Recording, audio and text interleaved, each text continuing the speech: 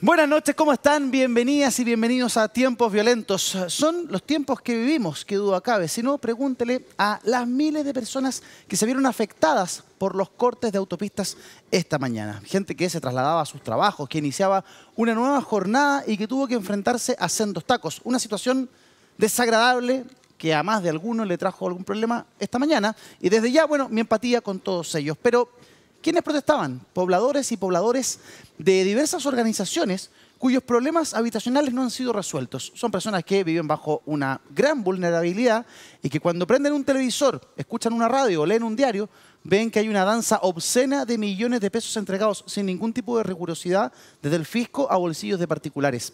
¿Se solucionaría el problema de esas personas sin el escándalo de las fundaciones? No lo creo, difícilmente. Pero al menos les haría más sentido cuando tienen que esperar años para tener un techo digno donde vivir, si supieran que el dinero de todos nosotros se usa correctamente y no que unos pocos se lo están llevando con dudosas artimañas.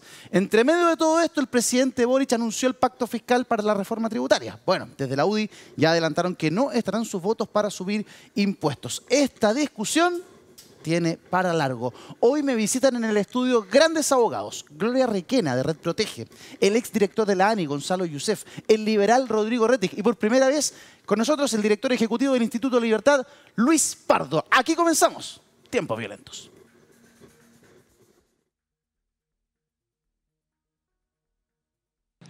Mi gobierno propone avanzar en reformas que fortalezcan la transparencia, la eficiencia, la calidad de la entrega de los servicios que ofrece el Estado.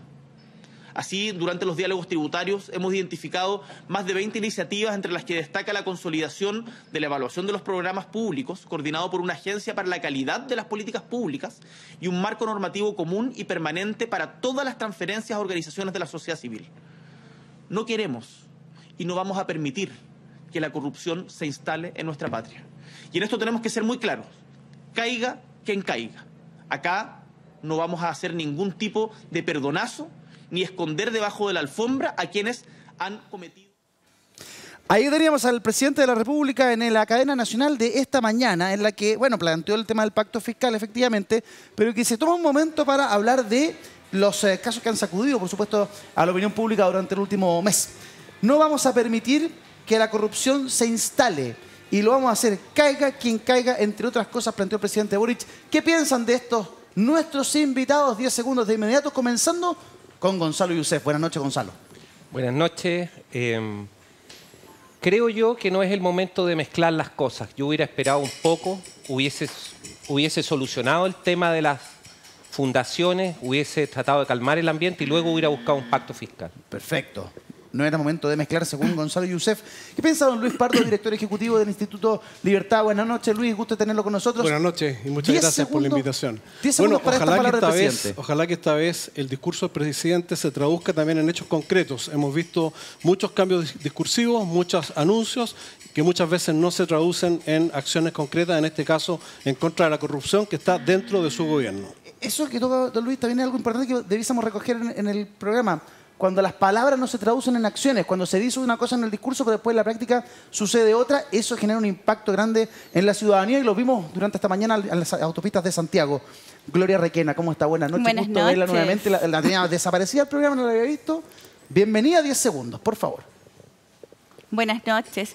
Nadie necesita un curso de ética o una charla de la Contraloría para saber que no se puede comprar, entre otras cosas, lencería con dineros públicos. Yo creo que aquí falta un poco de seriedad en cómo estamos abordando el problema. Me encanta, muy bien. De pronto hay un insulto al sentido común. Y también nos acompaña esta noche don Rodrigo Rettig, abogado liberal. ¿Cómo está, Rodrigo? Gusto tenerte con nosotros también, como siempre. 10 segundos, por favor. Muy buenas noches. La libertad, para ser tal, requiere de condiciones materiales para poder ejercerse.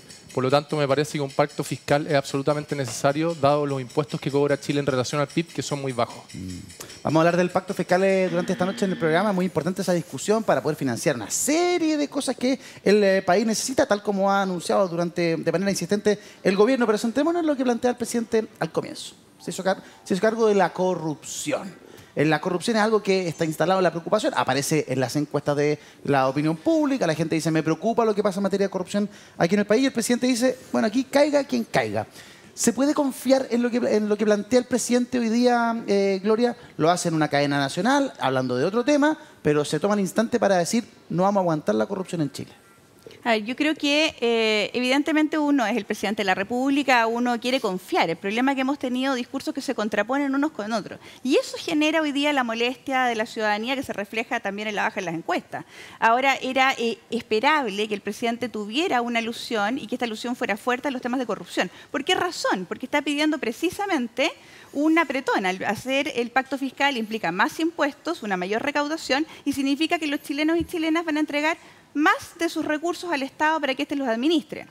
Y si hoy día tenemos el escándalo de las fundaciones y tenemos un mal uso gigantesco en cifras de recursos públicos, es evidente entonces que la ciudadanía desconfíe de seguir entregando más recursos al Estado si no tiene una garantía que estos van a ser usados de la mejor forma o de una forma correcta al menos. Hay algo que llama la atención, Luis, del relato del gobierno en los últimos días. Durante el fin de semana, el ministro Cordero toma cierto rol de vocería, en torno a la crisis por los convenios y las famosas fundaciones y habla de corrupción directamente. También argumenta, entre otras cosas, que no se han hecho las capacitaciones. Habló también de la falta de experiencia. Pero luego la ministra Vallejo, ¿cierto?, plantea que no se requiere una capacitación para cumplir con normas y tilda de ridícula la petición de cambio de gabinete, entre otras cosas. ¿Con qué relato nos quedamos? ¿Se necesita hacer capacitación? ¿Hay que hacer capacitación respecto de al menos conflictos de interés o no? ¿Y qué le parece la conducción comunicacional de lo que ha sido el gobierno en torno a este conflicto? Bueno, la conducción comunicacional ha sido bastante mala. De hecho, al principio el presidente estuvo solo enfrentando el tema. No se vio a la ministra Vallejo, no se vio al ministro Elizalde. El ministro Cordero, que oficia más bien como abogado del presidente, aparece cuando ya se han dicho por parte del presidente declaraciones que son complicadas, como reconocer que sabía parte de lo que estaba pasando. Y en definitiva, la conducción comunicacional muy mala. Pero más que eso y peor que eso, creo yo, es esta situación en que estamos frente a un reguero de pólvora que se sigue extendiendo, que no sabemos cuándo va a parar, y el gobierno pareciera no tener realmente noción de la magnitud, tanto por la danza de millones, ya vamos en más de 15.000 millones bajo investigación judicial, por la cantidad de fundaciones y, lo que es más grave, lo que parece ser un modus operandi, es decir, ciertos patrones comunes en que las fundaciones tienen cierta data, en que además se mejoraron las condiciones para que sin experiencia fundaciones de esta naturaleza pudiesen acceder a fondos públicos y, en definitiva, la vinculación que estas fundaciones tienen con personeros de gobierno y particularmente con Revolución Democrática. Sí, puntualizar que aquí tenemos distintos estamentos gubernamentales comprometidos. Hay seremías, hay gobernaciones regionales que estaban muy lejos del radar de la opinión pública, como que era un ente medio nuevo, pero que maneja un presupuesto importante, y de ahí en los lagos, en el Biobío, hemos visto situaciones bastante complejas y esas entidades no dependen directamente del gobierno central, al menos las gobernaciones. Pero no se mejoraron, se relajaron las formas para acceder a fondos públicos en los gobiernos regionales. Además, los gobernadores regionales, que salvo uno son todos cercanos a este gobierno o su inmensa mayoría, oficialistas, claro, tienen unas facultades discrecionales muy altas para disponer de fondos públicos. Y en definitiva, yo creo que ahí también falló nuestro sistema legislativo, porque se aprobaron estas modificaciones que propuso este gobierno, se aprobaron de buena fe, pensando en flexibilizar el acceso a fondos públicos en las regiones, y terminó siendo lo que estamos viendo. Vamos a puntualizar esto que usted nos está señalando en cosas de instantes. Los quiero invitar, antes de ir con Gonzalo, a revisar las declaraciones precisas, exactas de la ministra vocera de Gobierno, Camila Vallejo, y continuamos. Sin embargo, nunca una capacitación más, una capacitación menos puede ser justificación para no cumplir con la normativa. La ley se presume conocida por todos y todas cuando se publica, y más cuando uno ingresa a funciones de Estado, a funciones de gobierno, no puede justificarse en que obtuvo o no una capacitación para dar cumplimiento total y absoluto a la normativa vigente. Y por eso es que es tan clave cuando se asumen las responsabilidades políticas al cometer este tipo de errores. Claro, en ese sentido tiene razón la vocera. Nunca una capacitación más, una capacitación menos puede ser justificación para no cumplir con la normativa. Sostuvo Camila Vallejo. ¿Qué le parece, Gonzalo, lo que plantea la ministra Vallejo? Bueno, más allá de si parece razonable o no, que sí lo parece, Y yo diría lo contrario, digamos, un funcionario sinvergüenza con la capacitación le va a servir para no hacerlo de la manera tan burda que lo hicieron. Yo creo que se les va a ocurrir ahí, oye, ¿por qué no ponemos un primo mejor que tenga otro apellido para que no nos pillen? Entonces no sé si sea la capacitación, porque cuando la gente no es honrada, sin duda una capacitación de 10 horas, 4 horas, no sé qué diferencia puede hacer. Eso es lo primero. Necesitamos una ley que prohíba a los gobiernos nombrar funcionarios sinvergüenza. Eso es lo que se necesita. Ojalá se pudiera hacer algo respecto a aquello, ¿no? Pero yendo al fondo, el tema es lo que dice Luis. El gobierno puede tener muy buena fe y reconozco, o podemos reconocer la buena fe del presidente, que incluso estrenó un nuevo look, le hicieron ahí una puesta en escena muy bonita, con un traje muy como los que tenía Peña y Lillo. Se nota que le cambiaron ahí la mano. Al presidente para la cadena para esta nacional, cadena se le ve mucho mejor. Como cuando el presidente Piñera quería hablar en serio, se ponía un traje a medida. Montaje tipo CNN. Ahí está. Montaje tipo CNN. Se veía en un sistema muy bonito, muy bien tenido. Entonces, está bien, buena puesta en escena. Por lo menos ahí ya hay un progreso. Pero el tema de fondo es lo que dice Luis. Mientras no tengamos los límites de qué estamos hablando respecto de las fundaciones, no es posible seguir avanzando.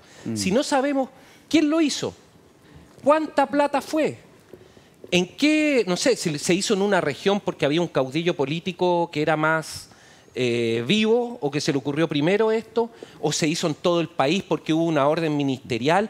Eso cambia mucho el escenario y no hemos tenido ninguna información al respecto porque hubo un caso que fue el primero, que fue tan grosero que un poco destapó toda la olla, pero nunca supimos si ese caso era por 1, por 10 y salvo lo que dijo ahora la Contraloría, que también es un análisis súper parcial. Yo creo que... Esto de que de 34 casos investigados, 29... Claro, porque en el sentido, de los 29, 22 son en los lagos. En el sentido que fue un tiempo muy acotado, fue respecto de una sola región. Yo creo que si se hace un examen más exhaustivo, sin duda va a ser peor. Entonces hay que fijar los límites y luego avanzar. Decir, mire, esto fue porque hay un ministro que fue más pavo que otro. Bueno, entonces las palabras del presidente se deben traducir en pedirle la renuncia a ese ministro. Hasta el momento no ha renunciado ningún ministro siquiera.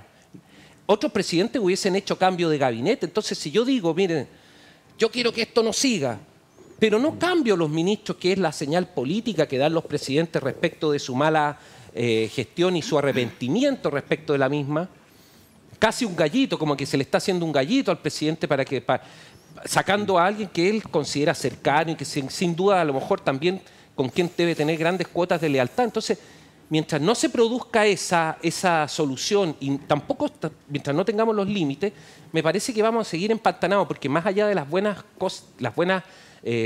mensajes comunicacionales, la realidad manda. Entonces, si en 2 semanas más aparece en la región de no sé dónde que un Ceremi con un primo se robaron la plata para hacer un asado y salen las imágenes del asado, vamos a volver a lo mismo. A ver, pero pregunta, Rodrigo, ¿se han pagado a cabalidad las responsabilidades políticas? Se fue el ministro de Antofagasta, el Ceremi de Antofagasta. Salió Carlos Contreras, ¿cierto? El primer caso de Democracia Viva. En el caso de Cultura, también la subsecretaria renunció, Andrea Gutiérrez. Hemos tenido salidas de personeros. Es verdad lo que dice Gonzalo Youssef, no ha salido ningún ministro. Las responsabilidades políticas, ¿hasta dónde llegan? ¿Tiene que salir un ministro en esta historia para que se haya cancelado, pagado esa deuda política o no?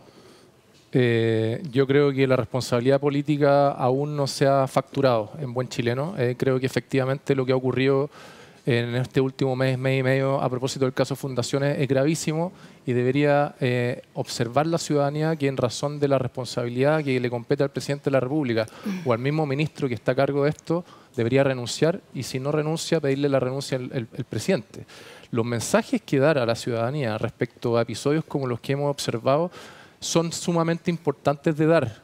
La legitimidad de la gobernanza se juega en los mensajes que da el presidente de la República y en los mensajes que puedan dar los ministros de Estado cuando ponen a su disposición los cargos en el sentido de cuando ocurren circunstancias como las anteriores. Entonces, respondiendo a tu pregunta, yo creo que la responsabilidad política aún no se factura. ¿El ministro Montes debiese renunciar?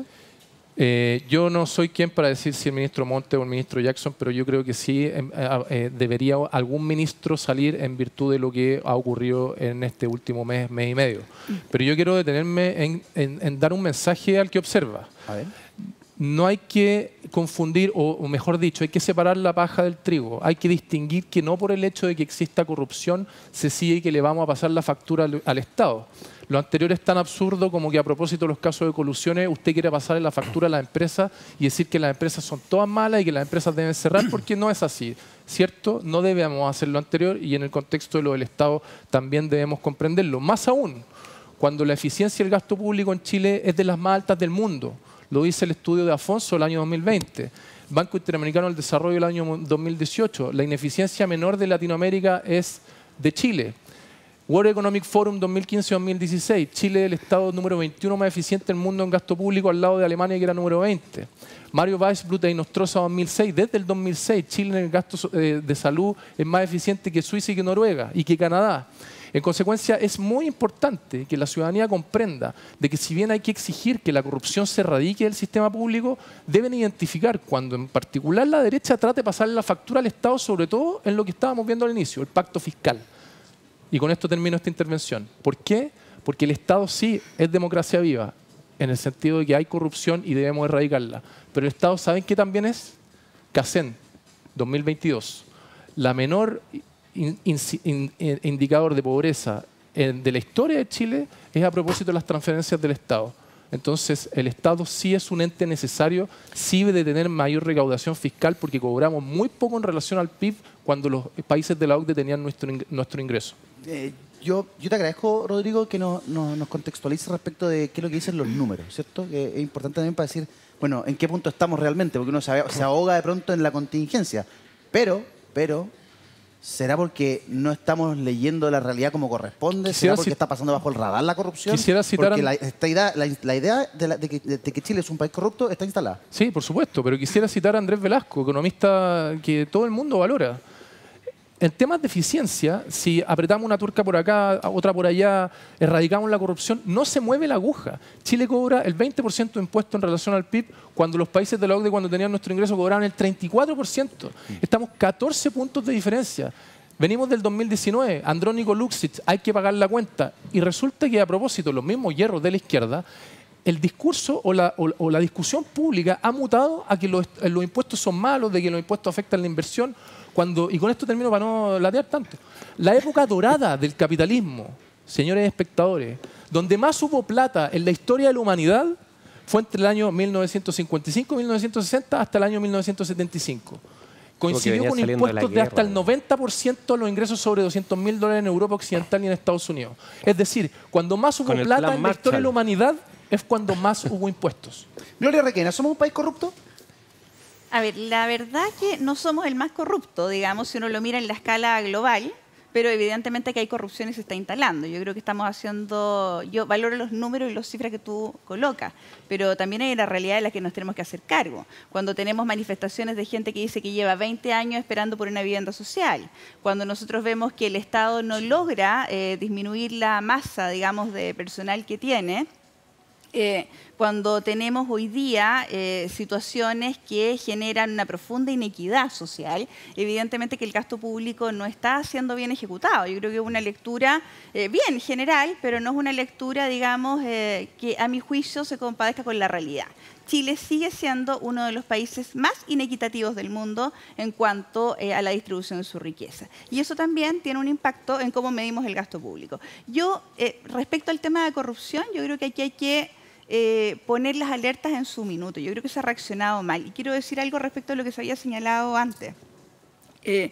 Nosotros acá lo que hemos visto, y tú señalabas la gente que ha salido de sus cargos, todo lo que tú has señalado es el ejercicio de la responsabilidad administrativa, ¿ya? Incluyendo la subsecretaria. Las responsabilidades políticas, cero, ninguna se ha ejecutado.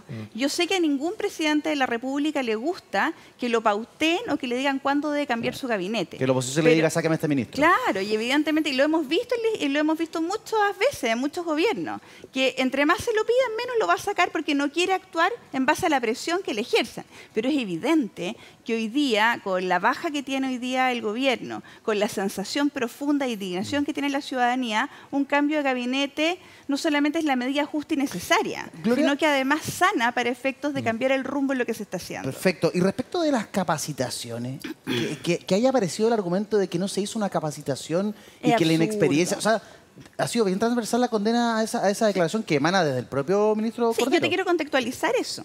A ver, las capacitaciones no es un tema que se hacía siempre. Empezó segundo gobierno Bachelet, año 2014, si mal no me equivoco.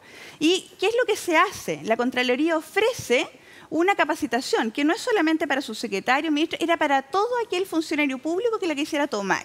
No era obligatoria porque obviamente no están los requisitos de ingreso a la administración pública. Pero el que quisiera se podía inscribir. Uno entraba a la página de la Contraloría y estaban los cursos que ofrecía. Y uno podía tomarlo, los cursos eran absolutamente gratuitos, otros que eran más largos, que se yo, eran de pago, qué sé yo.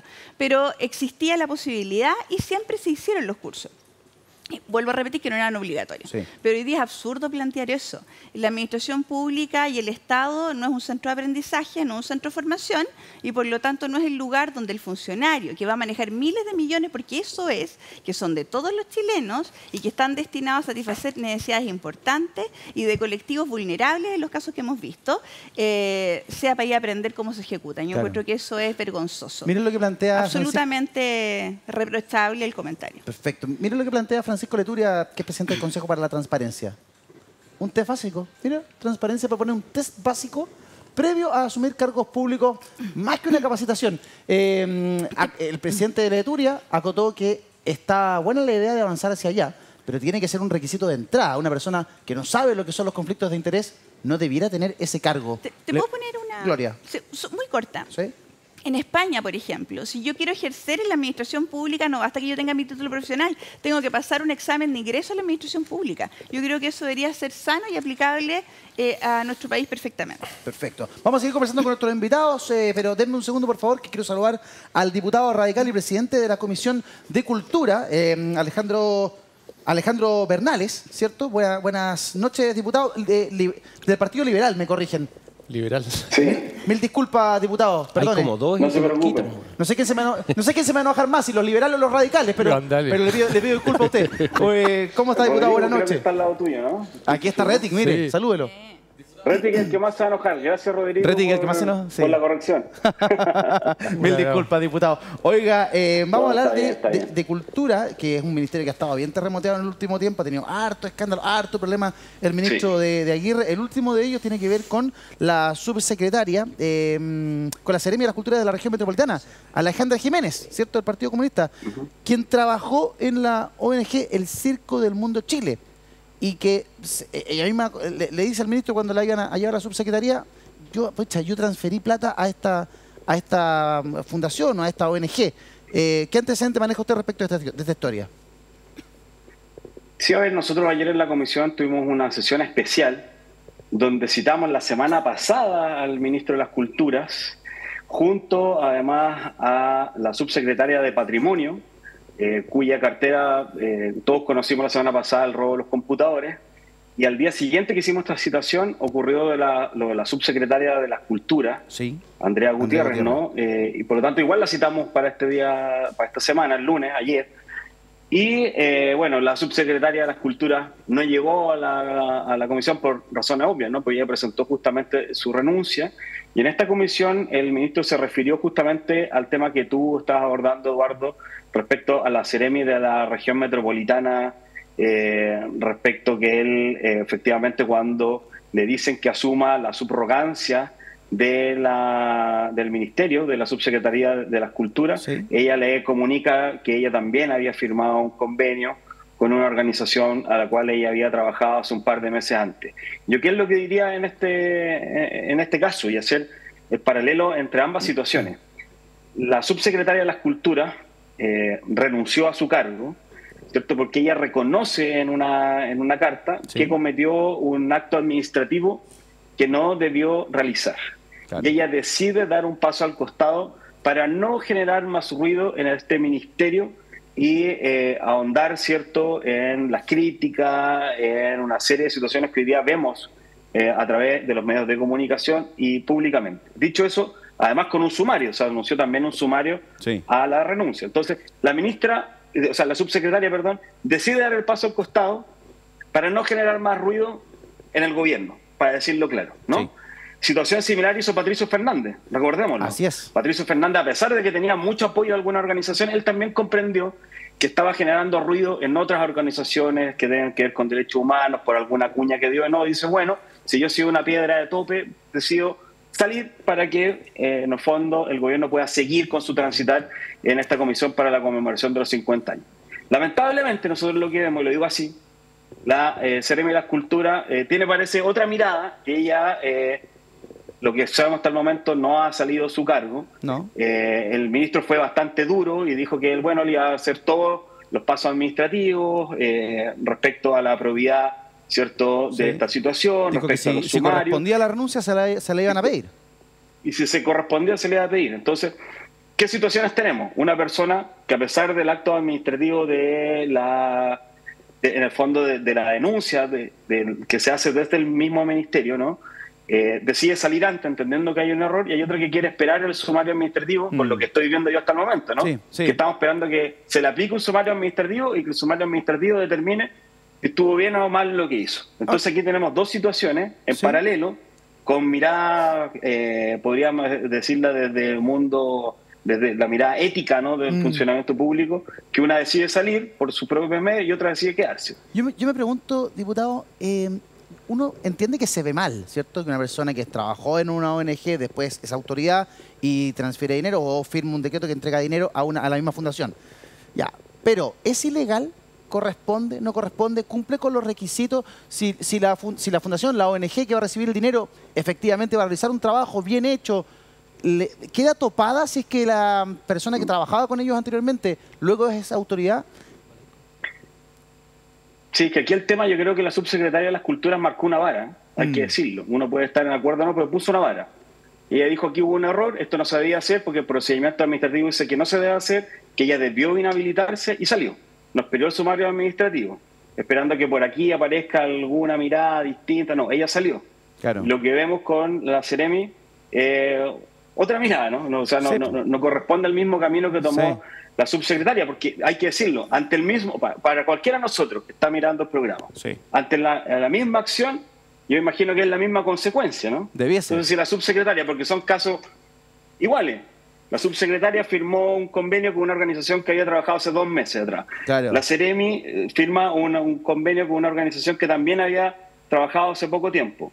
Una decide salir porque ve que es un acto de probidad complejo, reconoce el error y sale, ¿cierto? Yo digo, marcando una vara. Sí.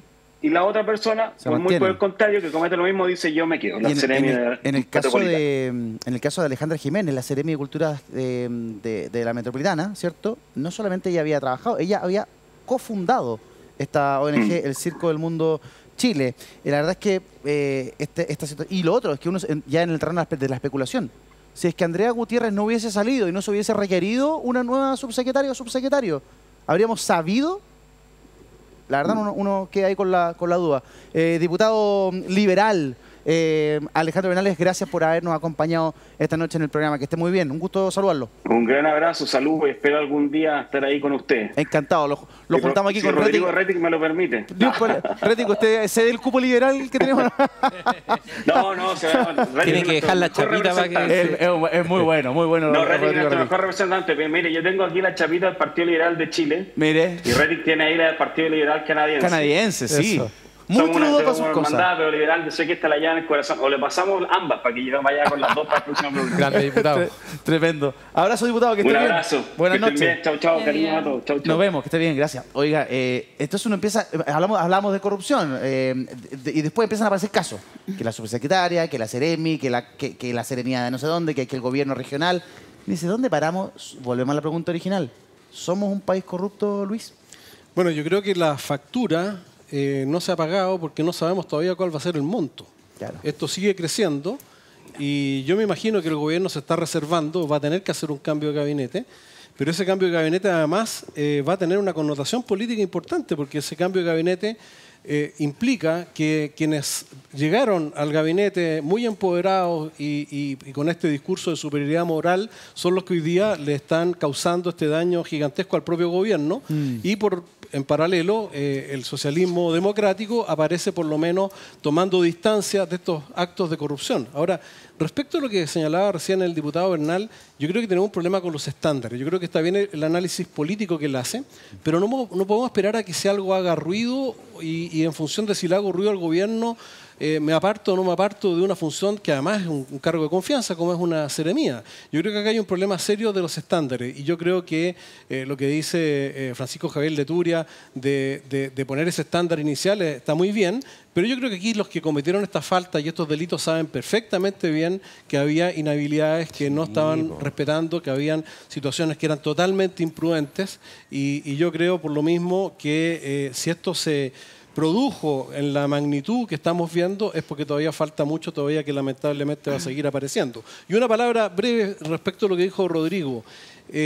Yo estoy de acuerdo con, he mirado esos estudios respecto de la eficiencia del Estado chileno versus los estados latinoamericanos, pero todo depende también cómo se mide la eficiencia. Si la eficiencia consiste en ejecutar el presupuesto, bueno, eso es lo que pasó en los lagos.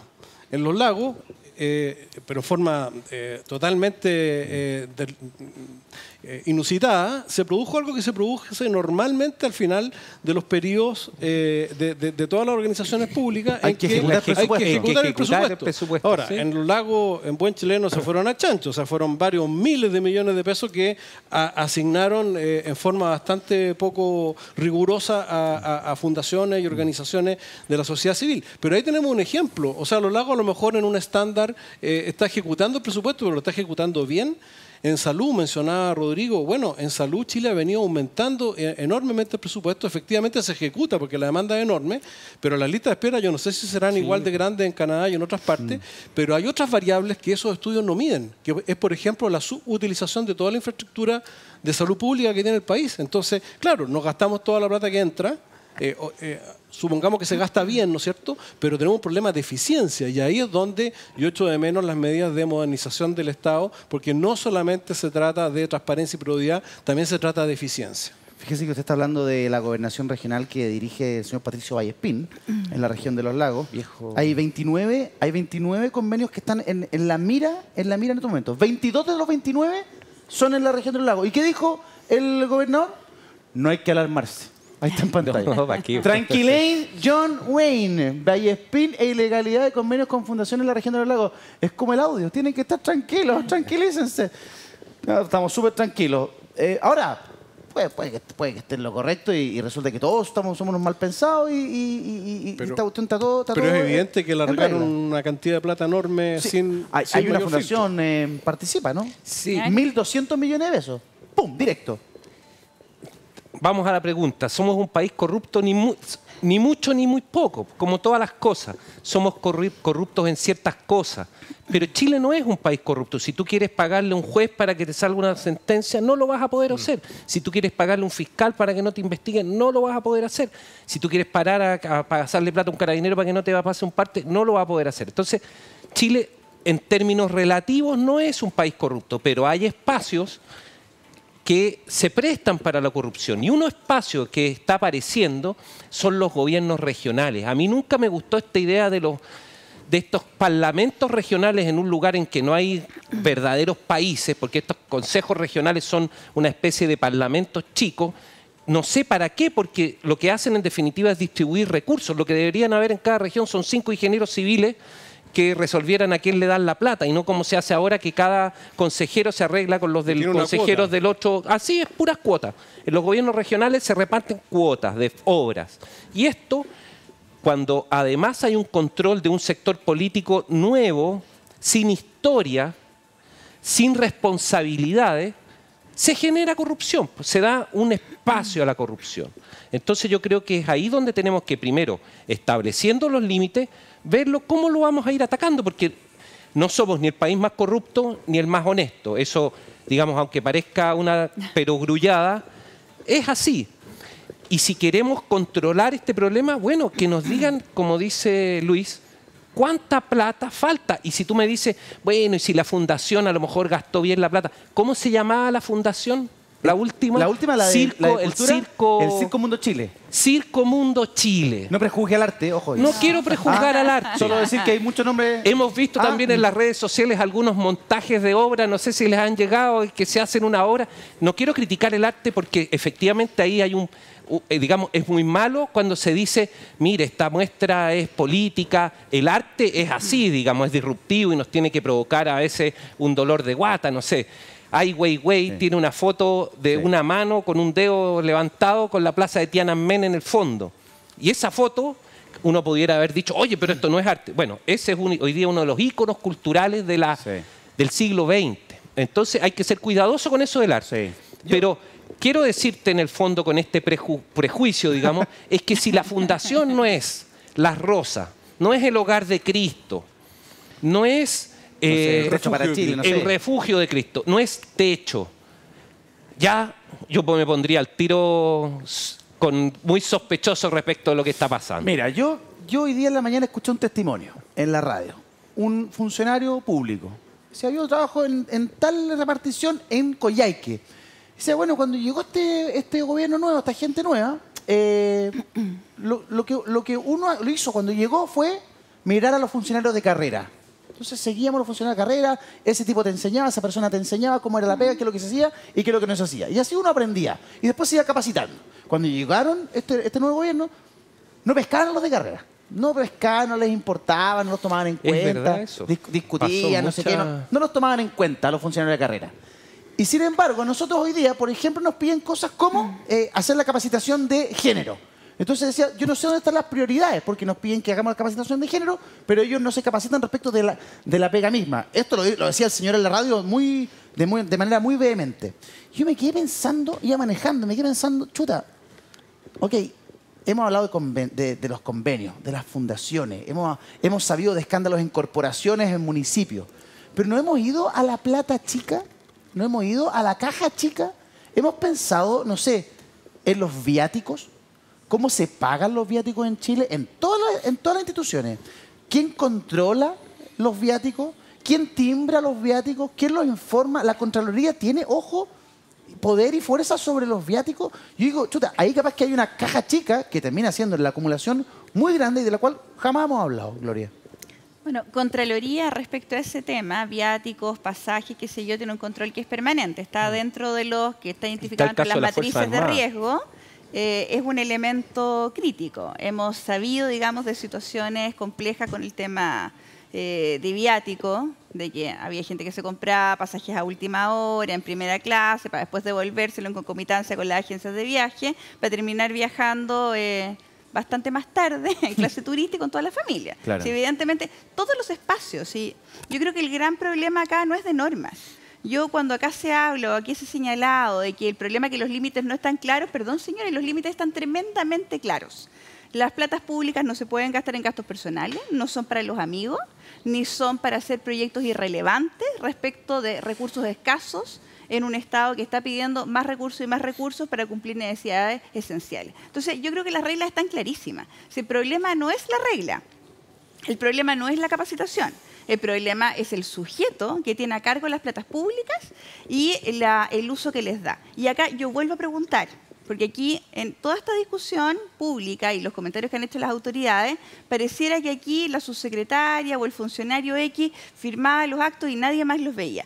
Cada uno de los servicios que hoy día está puesto en la palestra tenía un jefe jurídico, tenía un personal que tramitaba administrativamente los temas, tenía una unidad de auditoría. Yo me pregunto dónde estaban todas esas personas para que esto ocurriera. Porque aquí se le ha cargado la mata a la Contraloría. Y se les olvida que la Contraloría no es un control ex ante, es un control ex post.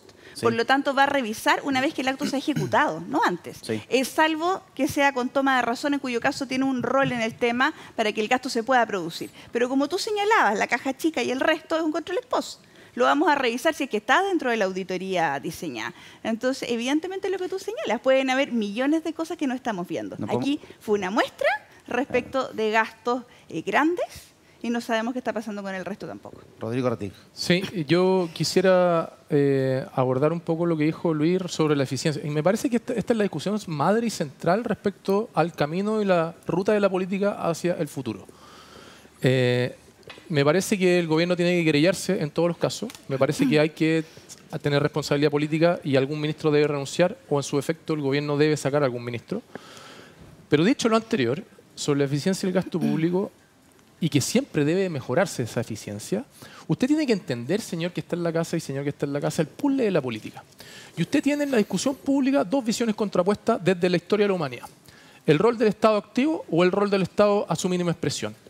En consecuencia, cuando usted tiene un caso como el de los descritos en materia de corrupción y la democracia viva y todo esto, usted va a tener el sector comúnmente de la derecha diciendo que el Estado debe reducirse, de que antes de hablar de aumento de impuestos tenemos que ver cómo se están gastando las plata, que es el antiguo discurso para subir los impuestos hay que llegar a un número de PIB determinado.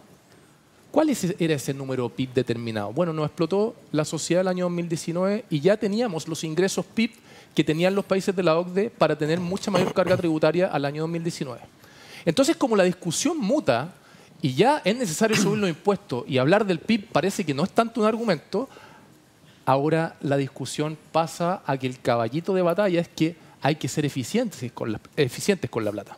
Entonces, si bien hay que buscar la eficiencia, usted debe saber identificar cuál es el interés que está detrás de aquellas personas que dicen que primero para subir los impuestos hay que ser eficientes con los recursos públicos. Chile es bastante eficiente con los recursos públicos. Lo dicen todos los indicadores internacionales en materia de eficiencia y gasto público. En consecuencia, me parece que es importantísimo distinguir lo anterior porque la pregunta que surge es para la gente de la derecha, bueno, ¿cuándo se deben subir los impuestos entonces? ¿Cuando la eficiencia sea 0% o es decir 100%? Nunca te van a decir lo anterior. Siempre va a haber un pero para subir los impuestos.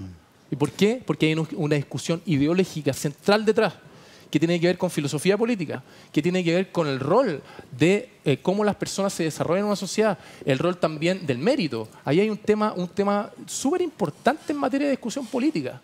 ¿Cuál es el rol del mérito en el contexto de cómo una persona llega a tener una vida buena o llegar a una vida decente y con sus necesidades cubiertas? En el marco de esta conversación que es trascendental de cara al futuro de nuestro país, aparecen opiniones que uno dice, a ver, ¿están todos debidamente alineados? Al menos en el oficialismo uno no ve eso. Ve que en este ajedrez de la política hay distintas posturas. Vean, por favor, lo que opinó el histórico militante del Partido Socialista, Osvaldo Andrade, esta mañana en Tu Día de Canal 13. Y perdónenme la expresión por la hora, este es un gobierno mierda, pero es mi gobierno. Esa expresión muestra una línea de conducta. ¿Pero usted lo representa esa frase? Pero, por algo la estoy diciendo.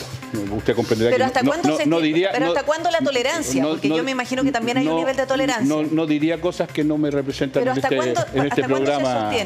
Ahí teníamos a Osvaldo Andrade, ¿cierto? Señalando este gobierno, un gobierno mierda, pero es mi gobierno. Una frase histórica en nuestro país que viene de la época de la OP, una frase emblemática y que él resucita esta mañana en Canal 13. Pero además no solo la resucita, sino que la asume. Priscila Vargas le pregunta si lo interpreta y él dice efectivamente, bueno, me interpreta. ¿Qué le parece que desde el Partido Socialista señalen que este es un gobierno de mierda? Bueno, yo lo primero que quería hacer era decirle a Rodrigo que no es el momento de hacer evangelización estatista, porque no es un problema de filosofía política. Cuando tú ves un montón de cabros chicos con el pelo de colores, con los frenillos que todavía no se los sacan, malgastándose la plata pública, ¿usted cree en el mérito? Es evidente. ¿Cuál es el rol del mérito en la sociedad? Fundamental. Yo soy un liberal, pero de verdad, no un liberal de izquierda como usted. Los liberales de verdad creemos no solo en la libertad vinculada al tema de los derechos humanos. Adam Smith vivió en el año 1700. Antes de la Revolución Industrial, muy bien.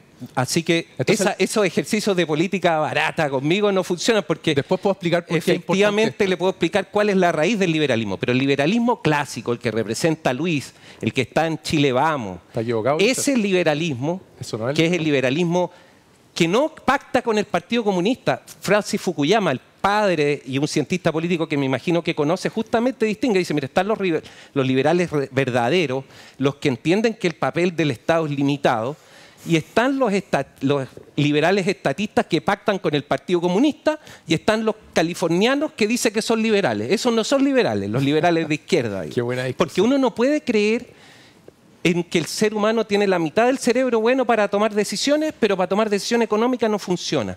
Y esa defensa del estatismo a ultranza, eso es lo que está fuera de época. Volviendo al tema, que ya no sé ni cuál es. Gracias, Gonzalo Vicente, para poder responder. Yo quiero valorar... Vamos a responder, pero quiero que no, dejemos a Luis, que también le picaba la boca con esto. Me dé una respuesta mía, a mí no me queda respecto de las palabras de Osvaldo Andrade, también la quiero relacionar con lo que dijo una persona que ha estado en este panel, la senadora Bodanovich. ¿Sí? ella hizo hoy día un mea culpa por lo que pasó el año 2019. Entonces, yo no veo en el socialismo que ellos mismos se pusieron democráticos, supongo que se referirán a que los otros no son democráticos, no sé por qué se habrán puesto ese apellido, que suena bonito en todo caso. Están haciendo una especie de separación de aguas, pero sin salirse del gobierno. Yo creo que ahí hay un tema político que debe ser muy confuso para el que estaba ya con un, digamos, cierto desgano integrando el gobierno y que luego ve todo esto que pasa y que empieza a asumir los costos, porque ya tuvo que pagar los costos en la elección, porque recordémonos que entre medio había un par de elecciones que han sido desastrosas para este gobierno, y ahora yo creo que no le queda otro camino, digamos, que separar las aguas. Así entiendo yo esas Perfecto. declaraciones. ¿Y tú, Gloria, cómo lo entiendes? ¿Esta fue la pasada de factura por todo lo que se señaló por parte de Frente Amplio en torno a los 30 años? ¿Se la cobró esta mañana, Osvaldo Andrade? Al parecer, sí. ¿Parece? Pero esto hay que relacionarlo también con lo que dijo Juan Luis Castro hace... Que le da vergüenza Claro. apoyar al gobierno. Claro, o sea, no son frases muy distintas en el fondo. Que es evidente que es muy difícil cuando se tiene una postura respecto a estos temas y es una postura que ha sido constante en el tiempo. Juan Luis Castro es una persona muy correcta. Creo que es evidente que tener que hacer una defensa respecto de autoridades que hoy día no toman decisiones, eso es lo más grave. El problema no es que ocurra el hecho de corrupción, siempre puede ocurrir hechos de corrupción. El problema es la resolución y la forma en que se abordan. Y eso es lo que hoy día nosotros sentimos que no ha ocurrido, ¿ya? Y es lo que refleja la ciudadanía también. Ocurren los hechos, siguen pasando, más casos, y se ve una inacción completa del gobierno en la materia. En el fondo, las autoridades siguen ahí, solamente paga el último funcionario de la línea, digamos, el que lleva el sobre, poco más, claro. Pero responsabilidades políticas no hay. Entonces, si no hay una responsabilidad política que se ejecute, es evidente entonces que esto va a seguir pasando. Y esto es evidente que no se va a corregir. Yo creo que de ahí viene la frase... La frase de Andrade. La frase de Andrade. Y hay poca misericordia también, ¿eh? Porque el gobierno, claro, está contra las cuerdas en muchas áreas. Pero tiene la forma de salir, pero no quiere. ¿Tiene manera de salir? Claro que tiene manera de salir. ¿Cómo sale el gobierno? Yo siento que acá, o sea, democracia viva, ok, es un tema, pero se ha esbozado como si fuera el niño símbolo y fuera el único. Yo todavía no entiendo, en los casos que se han puesto, por qué no se ha actuado de la misma manera. Yo veo que a una se le pide devolver los dineros y no veo que al resto se haga lo mismo. Entonces, la verdad que yo creo que aquí ha habido un trato bien disparejo y la ciudadanía también se da cuenta de eso. Aquí no ha habido, frente a la misma situación, no se ha aplicado el mismo criterio. Entonces, todo eso genera que no podamos salir del problema. ¿Ese es el pecado del gobierno, Luis? ¿Está tratando esto con distintas varas? Yo creo que es parte de la permanente contradicción que el presidente la dejó además de manifiesto en su gira cuando dijo que una parte de él quería derrocar el capitalismo. No sabemos qué es lo que quiere la otra parte, pero estas contradicciones internas que manifiesta el presidente están también expresadas en lo que se ha llamado, ya es una lata repetirlo, pero las dos almas del gobierno. Y el episodio que estamos viviendo en que el gobierno lo está pasando muy mal, vemos que el socialismo democrático toma distancia. No solo el senador Castro, no solo hay 2 o 3 diputados que han intervenido, no solo el senador Espinosa, sino que vemos el silencio de la ministra Toá, del ministro Elizalde y del ministro de Hacienda respecto de estos temas. Entonces, efectivamente, yo creo que el problema del gobierno es que el presidente hace un esfuerzo discursivo, pero no siempre viene acompañado de las conductas que amerita el tema que estamos hablando, en este caso, que efectivamente implica no solo responsabilidades políticas, también lo que decía recién Gloria es muy importante. Los límites están señalados, pero lo que tenemos como desafío dentro de la modernización del Estado está, por ejemplo, también la capacidad de fiscalizar y de hacer más eficiente el gasto público. Y ahí yo vuelvo a discrepar con Rodrigo y de la simplificación que hacía recién de que la derecha no quiere impuestos y la izquierda sí, y la izquierda está por ayudar a los pobres y la derecha está por defenderle el bolsillo a los ricos. Las últimas 11 reformas tributarias han tenido los votos de la derecha. Por lo tanto, ese argumento no se sostiene. Lo que pasa es que no se trata solo de subir impuestos, y ahí hay un problema que no es ideológico, sino que hoy día es de sentido común. ¿Cómo vas a seguir echándole plata a un bolsillo payaso donde el administrador de turno todavía no es capaz de ponerle atajo al incendio se redujo que la se pobreza, está, por Luis. irradiándose. Pero gracias a las políticas de los últimos 30 años. Ahora hay que responder a Retic. Rodrigo, Mire, Su derecha a no por un réplica. año Ahora hay que de- responder a Retic, señores. Su derecha Rodrigo. a réplica. la reducción de la pobreza se produjo por las transferencias del Estado. Por eso yo hice el juego de palabras. El Estado sí es democracia viva y sus errores y sus delitos, pero el Estado también porque es había aquel ente que permite reducir la pobreza. Pero no es sostenible. Y quiero, Sí, pero tampoco. uno lo puede hacer un año. Perdón. ¿Y usted cree que es sostenible cuando crece la economía si la economía es cíclica? Es decir, usted dice es coyuntural que el Estado ponga plata en el bolsillo de la gente porque O fue coyuntural. lo anterior no es sostenible. Cuando crece la economía y se reduce la pobreza en ese contexto, también es cíclico. Y se va a producir una crisis económica y la gente va a dejar de tener plata. Entonces, vía Estado o vía mercado y economía, ambas son situaciones que pueden estar arriba y después estar abajo. En consecuencia, si nos interesa la pobreza, ya sea la reduzca el Estado o ya sea la reduzca la empresa a través de más trabajo, a nosotros nos debería importar que la pobreza se reduzca. Y quiero hacerme cargo de lo que dijo Gonzalo, y esto es súper importante, hay que hacer pedagogía política y filosófica. ¿Por qué es importante la filosofía en el contexto de la discusión pública en relación al Estado? Porque la filosofía busca adentrarse en las respuestas, por ejemplo, del tema del mérito, que yo hacía mención del tema del mérito. El mérito es algo que tiene dos caras. Una positiva, evidentemente. Yo creo que el piloto que me lleva a Japón sea el mejor piloto del mundo. Yo creo que el médico que me opera sea el mejor médico del mundo. Yo creo que las posiciones sociales se otorguen en base al mérito. Pero el mérito tiene una cara negativa también, que la trata muy bien Michael Sandel y que la trata muy bien el profesor Carlos Peña, que es el rol de la suerte en el lugar en que estamos cada uno de nosotros. Y cuando nosotros obviamos el lugar de la suerte en donde estamos pensando de que solo los que estamos arriba merecemos estar donde estamos y los que no están arriba no lo merecen. Y eso es muy dañino para la democracia, porque permite comprender al que observa de que los que están mejor posicionados dicen, oh, usted no se ha esforzado lo suficiente. ¿Y por qué es importante lo anterior? Porque si nosotros comprendemos que el mérito tiene dos caras, una positiva y deseable, pero también una negativa y oscura, y que hay que tenerla presente, ahí recién hacemos match. Y entendemos por qué el Estado es un ente que sí tiene que estar presente. Porque como la gente, hay millones de personas en Chile, viven 18 millones de chilenos, 16 millones de chilenos, 15 millones ganan menos de 800, 900 mil pesos. Y todos se esfuerzan. Todos se levantan a las 7 de la mañana y se acuestan a las 10 de la noche. Pero no todos se pueden atender cuando están muriendo de una dolencia de salud. No todos compiten cuando se atienden en la educación pública. Por eso es importante el Estado. Por eso son importantes los impuestos. Y por eso es importante la filosofía política. Porque si uno entiende la filosofía política, logra comprender por qué si el Estado tiene que existir. Denme un segundo, por favor, que necesito tomar contacto de inmediato con regiones. Siempre nos dicen que no estamos en regiones, que estamos muy centralizados, aquí con calefacción en el estudio. Bueno, mandamos al Delfín de Vía X, al norte. Y Quique Glorioso, ahí está Mauricio Daza. Buenas noches, Mauricio, ¿cómo estás? Hola, buenas noches. No me iba a perder un capítulo de Tiempos Violentos y vamos a hablar respecto de una materia que es bastante más pedestre de lo que hablaba nuestro amigo Rodrigo Retic. Y vamos a hablar de una persona que probablemente no habría entendido absolutamente nada de lo que él señalaba, porque sostiene de que apenas sabe leer y escribir. Imagínense. ¿Quién es? Oye, mira, es una persona muy notable porque es Gerardo Silva, que es el director de la Fundación ENTIP. ¿Se acuerdan que el gobierno regional del Biobío asignó 250 millones de pesos a un proyecto? Oye, y este proyecto parecía que era bastante importante, ¿no? Era para mejorar la zona norte de la ciudad, el barrio norte de la ciudad de Concepción. Claro. Bueno, ¿qué es lo que ocurrió con este proyecto? Acá viene la señora, que ya es casi mítica, ¿no? La señora Polisi. Mítica, sí. ¿No? Camila Polisi.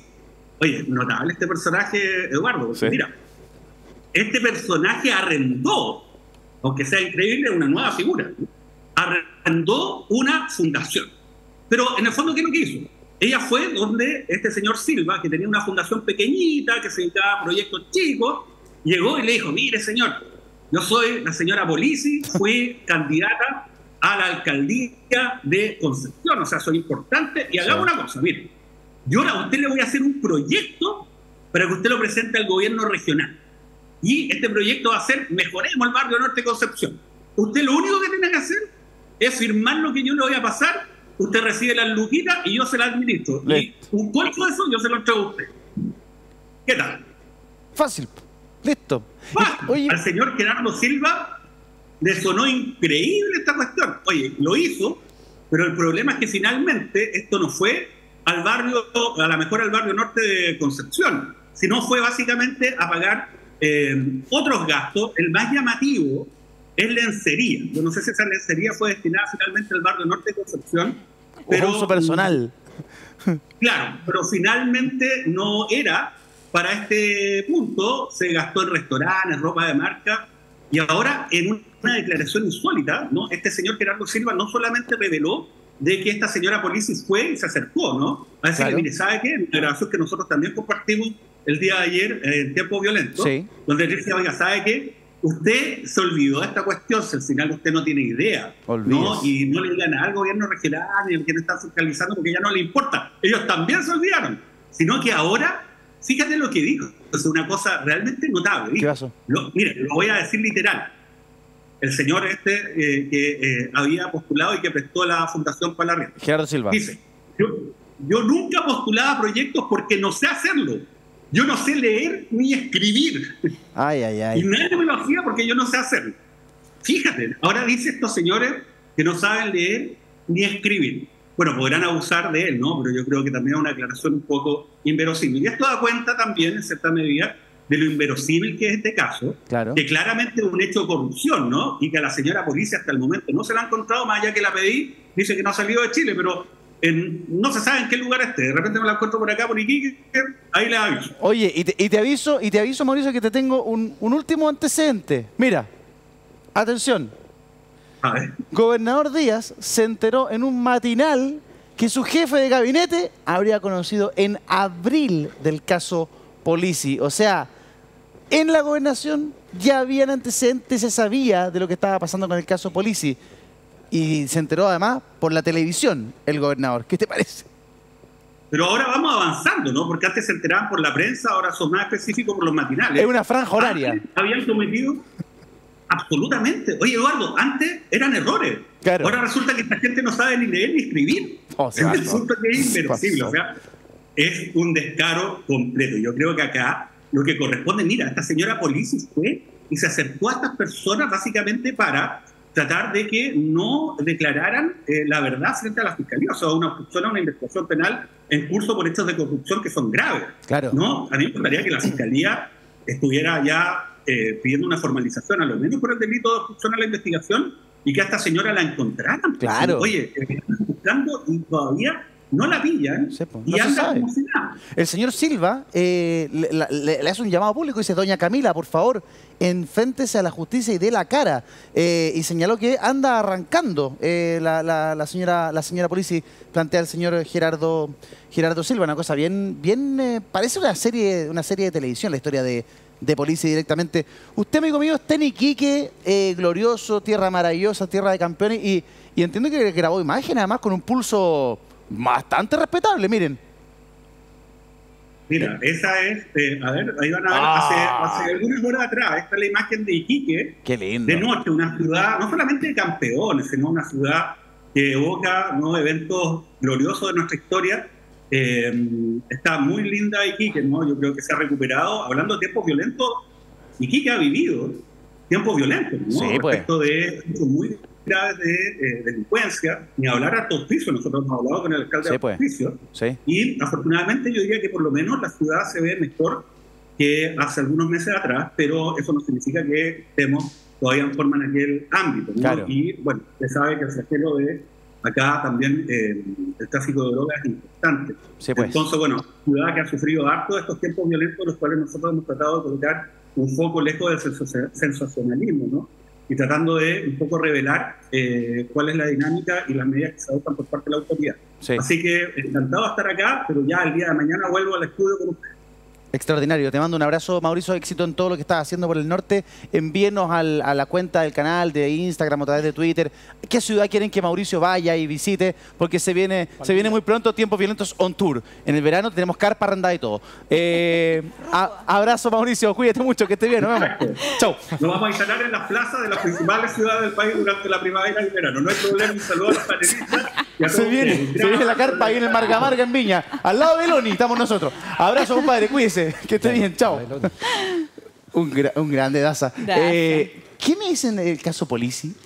Hemos pasado por todas las regiones, pero lo del Biobío, lo del caso Polizzi, ella tiene ribetes de serie de Netflix, como se dice ahí. Yo diría más... Bueno, refleja un poco lo que estábamos hablando. O sea, acá era llegar y llevar, ya alguien fue tan creativo como arrendar una fundación para poder pasar a llevar nada menos que 250 millones de pesos. Impresionante.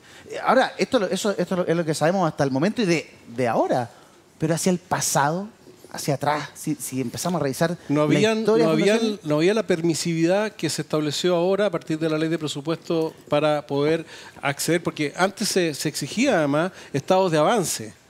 Cualquier pyme que se gana una licitación, además de firmar una boleta de garantía, le van entregando y cuando se la entregan, si es que se la entregan a tiempo, por parcialidades, contra estados de avance. Y acá se introdujo un concepto curioso que significa, en el fondo, que al ser transferido se considera ejecutado. Y eso permitió este abuso excesivo, digamos, de confianza, por decirlo suave, en que transfirieron esta cantidad de millones de pesos sin que estuvieran ejecutados, y por eso que hoy día no los pueden devolver, porque ya se los gastaron. ¿Y qué es lo que publica hoy día el diario La Segunda? Esta tarde publica lo siguiente: cómo el gobierno y el Congreso bajaron la vara a fundaciones. Todo esto fue en la discusión del presupuesto 2023. Esto fue en la discusión del año anterior. Se eliminó la experiencia como requisito para aporte de las gobernaciones a ONGs y les abrió nuevas áreas de trabajo. Punto 1. Punto 2. Se instaló el concepto de gasto transferido, gasto ejecutado. Y luego la DIPRES, la Dirección de Presupuesto, hoy defiende los cambios. Aumentó ejecución presupuestaria de los gobiernos regionales. Fíjense que en noviembre, señala La Segunda, Fidel Espinosa, el senador Espinosa, pidió a la Dirección de Presupuesto explicar traspasos impresentables. ¿Cuál fue el argumento? ¿Por qué se quiso hacer más flexible, con la vara más baja, como titula La Segunda, el traspaso a las fundaciones, Gloria? Sí, mira, hay un tema con el tema de la ejecución presupuestaria, ¿ya? La norma en general, uno traspasaba los recursos públicos y una vez que estaban traspasados, mientras no estaban rendidos, yo no lo podía colocar como ejecutado, ¿ya? Y por lo tanto, si bien la labor por parte de la entidad que traspasaba los recursos culminó, su ejecución no se reflejaba como tal en virtud de que tenía que esperar la rendición. Entonces, eso siempre perjudicaba la rendición, ya sea de los gobiernos regionales, en su minuto muchos servicios también que transferían recursos a organismos privados. Le pasaba incluso con recursos con gendarmería también que se traspasaban para ejecutar en cárceles. Múltiples instituciones que traspasaban recursos. La norma establecía que mientras la organización que los recibía no los tuviera totalmente rendidos, eso no aparecía como presupuesto ejecutado. Pese a que el organismo que transfirió ya había hecho su pega, traspasó los recursos. Claro. Entonces, yo creo que por ahí va la situación. Pero evidentemente que este relajo, eso explica solamente el tema de ejecutado rendido. No da explicación alguna para el tema de ampliarles el giro, no da explicación alguna para la antigüedad, para no tener experiencia, para que ejecutaban giros para los cuales no tenían ninguna aptitud, ni ninguna experiencia demostrable, ni para todas las situaciones que hemos visto ahora, que el amigo que yo participé, que incluso instituciones que ellos mismos crearon le están traspasando los recursos. Claro. O sea, una cosa es la intención de mejorar la ejecución desde el punto de vista presupuestario y otra cosa muy distinta es lo que estamos viendo. Yo creo que no se le puede achacar, digamos, el tema de la ejecución al problema completo. Exacto. Ahora hay que decir que el Ejecutivo propone el presupuesto y es el Congreso el que finalmente lo aprueba. Congreso en donde el oficialismo no tiene mayoría. Aquí hay que revisar muy bien en detalle una información que se publica el día de hoy, que como hemos conocido el día de hoy, que hay que estar revisando conforme pasen las jornadas. Hacemos una pausa. Regresamos de inmediato con más Tiempos Violentos. No se vayan.